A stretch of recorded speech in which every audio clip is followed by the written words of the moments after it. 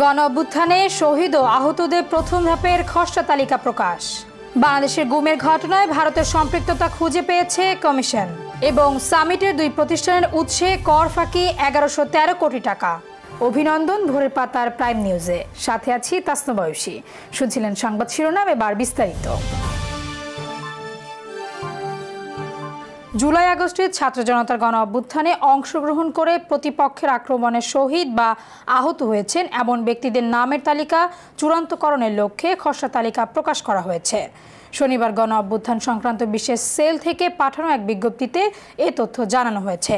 গণ অভ্যুত্থান সংক্রান্ত বিশেষ সেলের দলনেতা খন্দকার জহিরুল ইসলাম স্বাক্ষরিত বিজ্ঞপ্তিতে বলা হয়েছে, শহীদ ও আহত ব্যক্তিদের নামের তালিকা চূড়ান্তকরণের লক্ষ্যে স্বাস্থ্যসেবা বিভাগ, স্বাস্থ্য অধিদপ্তর, 64 জেলায় গঠিত জেলা কমিটি এবং গণ অভ্যুত্থান সংক্রান্ত বিশেষ সেল নিরলসভাবে কাজ করে যাচ্ছে। এতে আরও বলা হয়, এরই অংশ হিসেবে শহীদ এবং আহত ব্যক্তিদের তালিকা চূড়ান্তকরণের লক্ষ্যে প্রথম ধাপের খসড়া তালিকা গণ অভ্যুত্থান সংক্রান্ত বিশেষ সেলের ওয়েবসাইটে প্রকাশ করা হয়েছে। প্রথম ধাপের উল্লেখিত খসড়া তালিকা দুটি আগামী 23 ডিসেম্বর 2024 তারিখ পর্যন্ত সর্বসাধারণের জন্য উন্মুক্ত থাকবে। দুই দেশের মধ্যে বন্দি বিনিময় কার্যক্রম এবং আটক ব্যক্তিদের সম্ভাব্য পরিণতি সম্পর্কে গোয়েন্দা তথ্য তুলে ধরতে গিয়ে কমিশন তাদের প্রতিবেদনে জানায়, বাংলাদেশে গুমের ঘটনায় ভারতের সম্পৃক্ততা জনসমক্ষে একটি আলোচিত বিষয় হয়ে দাঁড়িয়েছে। সাবেক বিচারপতি মাইনুল ইসলাম চৌধুরীর নেতৃত্বাধীন 5 সদস্যের কমিশন সম্প্রতি সদ্য উদ্ঘাটন শিরোনামে প্রতিবেদনটি রাজধানীর রাষ্ট্রীয় অতিথি ভবন যমুনায় প্রধান উপদেষ্টা অধ্যাপক ডক্টর মোহাম্মদ ইউনূসের কাছে হস্তান্তর করেছে।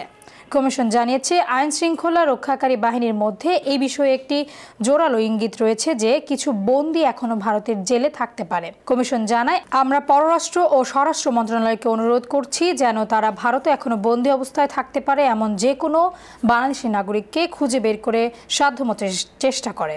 বাংলাদেশের সীমানার বাইরে এই বিষয়টি তদন্ত করা কমিশনের এখতিয়ার বহির্ভূত কাজ। পুলিশের মহাপরিদর্শক বাহারুল আলম বলেছেন, পুলিশের কর্মস্পৃহা ফিরিয়ে আনতে আমরা কাজ করে যাচ্ছি। তিনি বলেন, গত 15 বছরে পুলিশকে রাজনৈতিকভাবে ব্যবহার করা হয়েছে।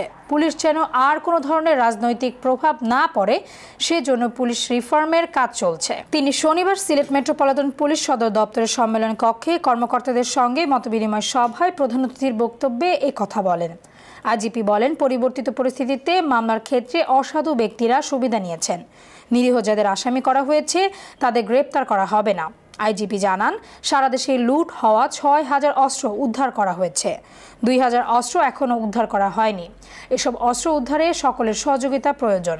ছাত্র জনতার অভ্যুত্থানে পেশাগত দায়িত্ব পালন করতে গিয়ে পুলিশের গুলিতে নিহত সাংবাদিক এটিএম তুরাব হত্যার বিচার প্রসঙ্গে আইজিপি বাহারুল আলম বলেন, তুরাব হত্যা মামলা তদন্তে এসএমপি কমিশনার গুরুত্ব সহকারে কাজ করে যাবেন। সাংবাদিক তুরাবকে তো আর ফিরিয়ে আনা যাবে না, আমাদের ক্ষমা চাওয়া ছাড়া আর কোনো সুযোগ নেই। 2025 সালের মধ্যে জাতীয় সংসদ নির্বাচন চায় বিএনপির সঙ্গে থাকা সমমনা দল ও জোট। নির্বাচনের রোডম্যাপ বা পথ নকশার প্রশ্নে অন্তর্বর্তী সরকারের সঙ্গে বিএনপি সহ বিভিন্ন দলের একটা আস্থাহীনতা তৈরি হয়েছে। বিস্তারিত ডেস্ক রিপোর্টে। 2025 সালের মধ্যে জাতীয় সংসদ নির্বাচন চায় বিএনপির সঙ্গে থাকা সমমনা দল ও জোট। নির্বাচনের রোডম্যাপ বা পথ নকশার প্রশ্নে অন্তর্বর্তী সরকারের সঙ্গে বিএনপি সহ বিভিন্ন দলের একটা আস্থাহীনতা তৈরি হচ্ছে। প্রধান উপদেষ্টা ডক্টর মোহাম্মদ ইউনূস সম্প্রতি জাতির উদ্দেশ্যে দেওয়া এক ভাষণে নির্বাচনের সময় নিয়ে একটা ধারণা দিলেও তাতে সন্তুষ্ট হয়নি দলগুলো। নির্বাচন সংক্রান্ত এই ইস্যুতে তারা অন্তর্বর্তীকালীন সরকারকে এর বেশি সময় দেওয়ার পক্ষে নয়। এই ইস্যুতে নিজ নিজ জায়গা থেকে লিফলেট বিতরণ ও মিছিল সহ কর্মসূচি পালন করবে রাজনৈতিক দল ও জোটগুলো। পাশাপাশি বিএনপির সঙ্গে জোটবদ্ধ হয়ে জাতীয় সংসদ নির্বাচনে অংশগ্রহণের বিষয়ে সিদ্ধান্তের কথা জানিয়েছেন সমমনা দল ও জোটের নেতারা। গেল শনিবার রাজধানীর গুলশানে দলের চেয়ারপারসনের রাজনৈতিক কার্যালয়ে বিএনপির লিয়াজো কমিটির সঙ্গে সমমনা দল ও জোটের বৈঠকে এসব বিষয়ে আলোচনা হয়। দেশের রাজনৈতিক অর্থনৈতিক বর্তমান অবস্থা পর্যালোচনা করে পরবর্তী করণীয় ঠিক করতে হবে এই বৈঠক অনুষ্ঠিত হয়। তাই অংশ হিসেবে গতকাল বিকালে 12 দলীয় জোট, জাতীয়তাবাদী সমমনা জোট এবং লেবার পার্টির সঙ্গে বৈঠক হয়। বিএনপির পক্ষে বৈঠকে দলের মহাসচিব মির্জা ফখরুল ইসলাম আলমগীর, স্থায়ী কমিটির সদস্য নজরুল ইসলাম খান, বেগম সেলিমা রহমান, ভাইস চেয়ারম্যান আব্দুল আওয়াল মিন্টু উপস্থিত ছিলেন।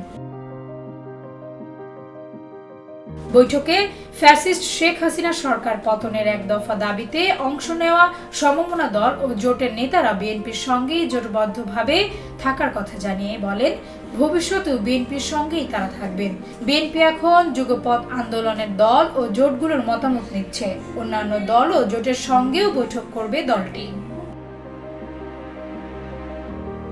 নতুন রাজনৈতিক দল গঠনের আলোচনার বিষয়ে বৈঠকে নেতারা বলেন, যে কেউ রাজনৈতিক দল গঠন করতে পারে, কিন্তু এই দল যদি সরকারের কারো পৃষ্ঠপোষকতার করা হয় তাহলে সেটা জনগণ ভিন্ন চোখে দেখবে। বৈঠকে দেশের আইন শৃঙ্খলা এবং দ্রব্যমূল্যের ঊর্ধ্বগতি সহ সার্বিক রাজনৈতিক পরিস্থিতি নিয়ে আলোচনা হয় বলেও জানা যায়। ডেস্ক রিপোর্ট, ভোরের পাতা। ঢাকা দক্ষিণ সিটি কর্পোরেশনের আওতাধীন 10টি অঞ্চলের উন্নয়ন কাজে বাস্তবায়নের উদ্যোগ নিয়েছে সংস্থাটি। সে লক্ষ্যে লিমিটেড টেন্ডার মেথড ঠিকাদার নিয়োগের জন্য কমিটি গঠন করেছে ঢাকা দক্ষিণ সিটি কর্পোরেশন। রোববার ঢাকা দক্ষিণ সিটি কর্পোরেশনের সূত্রে এ তথ্য জানা গেছে। এর আগে ডিএসসিসির সচিব মোহাম্মদ বশিরুল হক ভূঁইয়া প্রতিটি অঞ্চলের কর্মকর্তাদের নিয়ে একটি কমিটির অনুমোদন দিয়েছেন। ঢাকা দক্ষিণ সিটি কর্পোরেশন সূত্রে জানা গেছে, এই কমিটির আহ্বায়ক করা হয়েছে ডিএসসিসির 10টি অঞ্চলের 10 জন আঞ্চলিক নির্বাহী কর্মকর্তাকে। একইভাবে সদস্য সচিব করা হয়েছে 10 অঞ্চলের নির্বাহী প্রকৌশলীকে এবং সদস্য হিসেবে রয়েছেন 10 অঞ্চলের সহকারী প্রকৌশলী। আগামী 24 ঘন্টার মধ্যে ঢাকাসহ 4 বিভাগের তাপমাত্রা বাড়বে বলে জানিয়েছে বাংলাদেশ আবহাওয়া অধিদপ্তর। তবে সারা দেশে তাপমাত্রা সামান্য কমে যেতে পারে বলেও জানিয়েছে সংস্থাটি। রোববার বাংলাদেশ আবহাওয়া অধিদপ্তরের আবহাওয়াবিদ মোহাম্মদ তরিফুল নেওয়াজ কবির এর দেওয়া পূর্বাভাসে এই তথ্য জানানো হয়। আবহাওয়া অফিস জানায়, অস্থায়ীভাবে আংশিক মেঘলা আকাশ সহ সারা দেশের আবহাওয়া শুষ্ক থাকতে পারে। সারা দেশে রাতের তাপমাত্রা সামান্য হ্রাস পেতে পারে। ঢাকা, খুলনা, বরিশাল এবং চট্টগ্রাম বিভাগে দিনের তাপমাত্রা 1 থেকে 2 ডিগ্রি সেলসিয়াস বৃদ্ধি পেতে পারে এবং অন্যত্র তা অপরিবর্তিত থাকতে পারে। মধ্যরাত থেকে সকাল পর্যন্ত দেশের কোথাও কোথাও হালকা থেকে মাঝারি ধরনের কুয়াশা পড়তে পারে। সামিট পাওয়ার ও সামিট কর্পোরেশনের প্রায় 1113 কোটি টাকা উৎসে কর ফাঁকির প্রমাণ পেয়েছে জাতীয় রাজস্ব বোর্ড এনবিআর। কোম্পানি দুটি লভ্যাংশের উপর এ পরিমাণ উৎসে কর সরকারি কোষাগারে জমা দেয়নি। এনবিআরের কেন্দ্রীয় গোয়েন্দা সেলের প্রতিবেদনে এই তথ্য উঠে এসেছে। সম্প্রতি এনবিআর চেয়ারম্যানকে এই প্রতিবেদন দেওয়া হয়েছে। এনবিআর সূত্রে জানা গেছে, প্রতিষ্ঠানটির মোট শেয়ারের 63.19% মালিক সামিট কর্পোরেশন লিমিটেড। আয়কর আইন অনুযায়ী শেয়ারের হোল্ডিং মালিকদের লভ্যাংশের উপর উৎসে কর কর্তন করতে হয়, কিন্তু সামিট কর্পোরেশনকে লভ্যাংশ দেওয়ার ক্ষেত্রে কোনো উৎসে কর কর্তন করেনি। গত 6 বছরে উৎসে কর ফাঁকি দিয়েছে প্রায় 465 কোটি টাকা।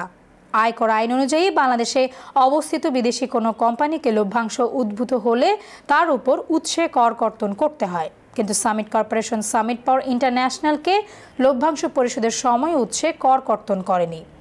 গত 5 কর বছরে এতে উৎসে কর ফাঁকি দেওয়া হয়েছে প্রায় 647 কোটি টাকা। অর্থাৎ সামিট পাওয়ার ও সামিট কর্পোরেশন মোট উৎসে কর ফাঁকি দিয়েছে প্রায় 1112 কোটি 80 লাখ টাকা।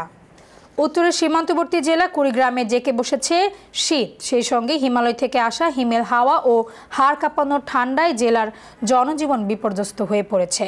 মধ্যরাত থেকে সকাল পর্যন্ত বৃষ্টির মতোই ঝরছে কুয়াশা। ঘন কুয়াশার কারণে হেডলাইট জ্বালিয়ে চলছে যানবাহন। রোববার সকালে জেলার সর্বনিম্ন তাপমাত্রা 12.5 ডিগ্রি সেলসিয়াস রেকর্ড করা হয়েছে। কুড়িগ্রাম আবহাওয়া অধিদপ্তর ভারপ্রাপ্ত কর্মকর্তা সুবল চন্দ্র সরকার জানিয়েছেন, লঘুচাপের কারণে আকাশে মেঘ থাকায় কুয়াশার উপস্থিতি বাড়ছে। সেই সঙ্গে ধেয়ে আসা শীতল বাতাসের কারণে শীতের তীব্রতা বেড়েছে।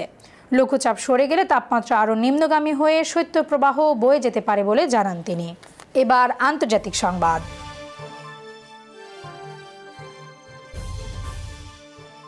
ভানুয়াতে ফের শক্তিশালী ভূমিকম্প আঘাত হেনেছে।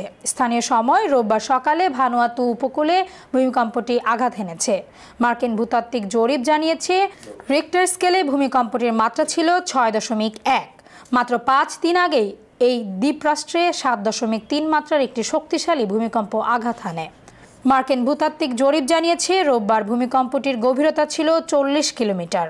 রাজধানী পোর্ট ভিলা থেকে 30 কিলোমিটার পশ্চিমে ভূমিকম্পটি আঘাত হেনেছে। তবে ওই ভূমিকম্প থেকে তাৎক্ষণিকভাবে কোনো ক্ষয়ক্ষতি বা হতাহতের খবর পাওয়া যায়নি। এছাড়া ভূমিকম্পটি থেকে সুনামি সতর্কতাও জারি করা হয়নি। এর আগে গত মঙ্গলবার 7.3 মাত্রার একটি শক্তিশালী ভূমিকম্পে কমপক্ষে 14 জনের মৃত্যুর খবর পাওয়া গেছে। এবার বিনোদনের সংবাদ।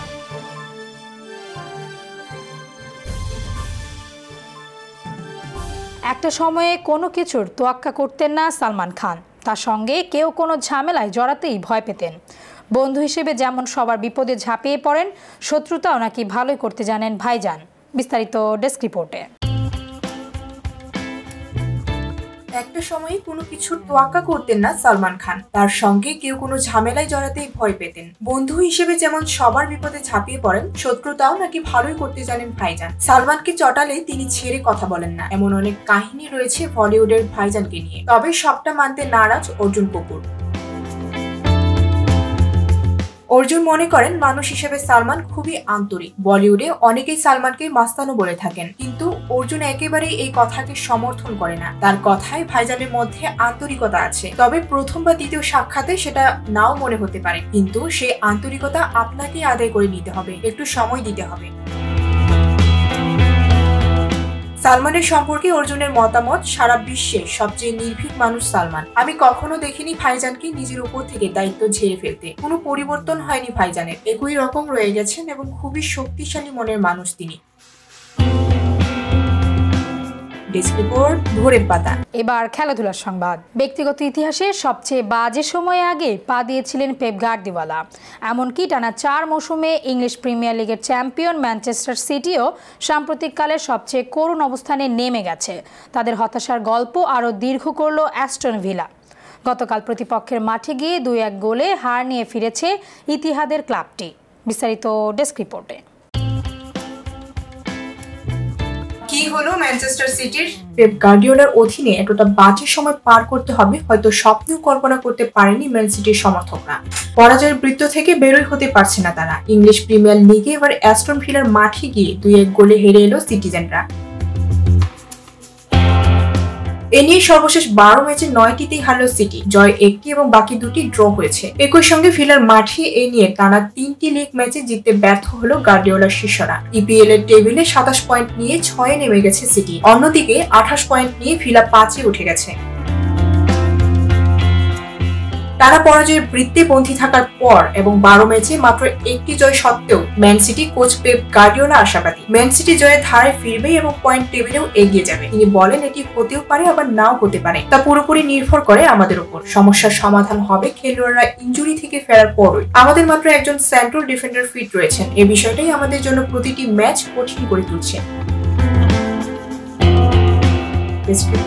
ভোরের পাতা। সংবাদ শেষ করার আগে শিরোনামগুলো আরো একবার। গণ অভ্যুত্থানে শহীদ ও আহতদের প্রথম ধাপের খসড়া তালিকা প্রকাশ। বাংলাদেশের গুমের ঘটনায় ভারতের সম্পৃক্ততা খুঁজে পেয়েছে কমিশন। এবং সামিটের 2 প্রতিষ্ঠানের উৎসে কর ফাঁকি 1113 কোটি টাকা। এই ছিল ভোরের পাতার প্রাইম নিউজ। সারা দেশের সর্বশেষ আপডেট পেতে চোখ রাখুন ভোরের পাতায়। ধন্যবাদ।